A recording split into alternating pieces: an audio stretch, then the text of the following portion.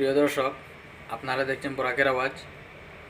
আমি আজকে একটি আক্ষেপের বিষয় নিয়ে এসেছি। মানে আমাদের আর ইনসাফ পাওয়ার জায়গাই নাই বোধ হয়। আমরা ছোটো হোক কিংবা বড়ো হোক, সবাই একটা মোবাইল ব্যবহার করে থাকি। মোবাইল ব্যবহার করতে গেলে একটা সিমের প্রয়োজন।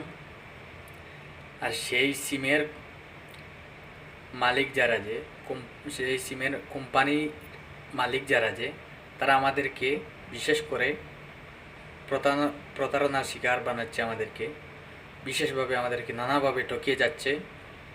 তাই টেলিকম বিভাগের কাছে আমার অনুরোধ, আমার দাবি, আপনারা একটা হিসাব দিন আমাদেরকে। আপনারা এইভাবে ঠকিয়ে যাচ্ছেন কেন? প্রথমত, এই তো কিছুদিন আগেই 239 টাকা রিচার্জ করলে 1.5 GB per day 1.5 GB MB পাওয়া যেত, অতএব 28 দিনের ভ্যালিডিটি থাকতো। কিন্তু এখন 239 টাকা রিচার্জ করলে 1 জিবি পাওয়া যায়, অতএব 24 দিনের ভ্যালিডিটি। আচ্ছা, সব জায়গায় 30 দিনে মাস হয়, টেলিকম বিভাগের এটা কেমন মাস, কেমন হিসাব? 24 দিনে 28 দিনে মাস হয় তাদের। তাহলে তাদের বছর পূর্তে হলে কত মাসের প্রয়োজন? সাধারণত সরকারি হিসেবে তো 12 মাসে 1 বছর হয়, তাদের কত মাসের প্রয়োজন? এটা আপনারা জিজ্ঞাসা করবেন সবাই। আমাদের বিধায়ক এবং এমপিদের বলবেন যে আপনারা এটা সংসদে এবং বিধানসভায় দাবি উত্থাপন করুন এই যে টেলিকম বিভাগের প্রতারণা নিয়ে। কারণ আপনাদের তো কারি কারি টাকা আছে, বৈধ এবং অবৈধভাবে, সেটা তো আপনারা বলবেন না, আমি ভালোই জানি।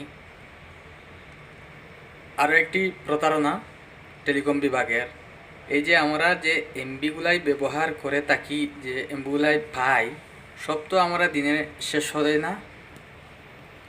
প্রতিদিন তো আমাদের এই এমবিগুলাই শেষ হয় না, বেঁচে থাকে। সেই বেঁচে থাকা এমবিগুলি মাসের শেষে যখন আমাদের ভ্যালিডিটি শেষ হয়ে যায়, পুনরায় যখন রিচার্জ করি, সেই এমবিগুলাই আমাদেরকে প্লাস করে কেন দেয়নি পাঠিয়ে? কেন আমাদের এই এমবিগুলাই অযথায় যায়?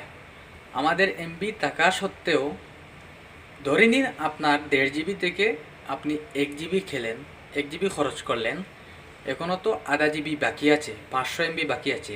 সেই 500 এমবি তো আপনার পরের দিন ব্যবহার করতে পারতেন। এটা কেন হয় না? আর তাদের ভ্যালিডিটি শেষ হওয়ার পর আমাদের অবশিষ্ট এমবিগুলাই কেন আমরা ফেরত পাই না?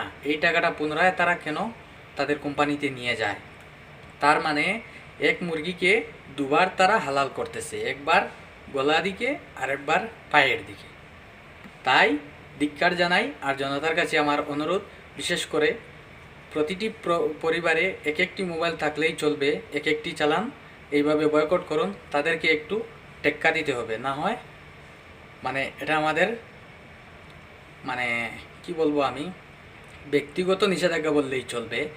ব্যক্তিগতভাবে একটা নিষেধাজ্ঞা জারি করি এই টেলিকম বিভাগের উপর। না হয় তাদের প্রতারণা শিকার আরোই হব আমরা। তাদের মনমানি গুন্ডারাজ চলবে টেলিকম বিভাগে। ধন্যবাদ।